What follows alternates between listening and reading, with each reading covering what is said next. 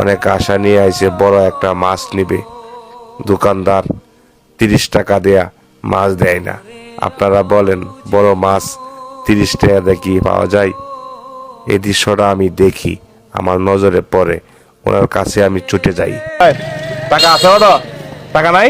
টাকা নাই? মাছ দিত? কোন মাছটা পছন্দ দেন তো? উনি আমাকে দেখালো ছোট মাছ। আমি বললাম, আপনি বড় মাছ নেন, সমস্যা কি?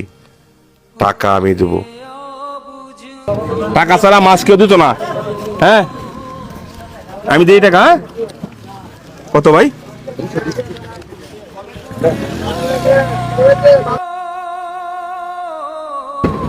দেখছেন উনি 30 টাকা নিয়ে আসে মাছ মারলো। মাছের দাম হচ্ছে অনেক।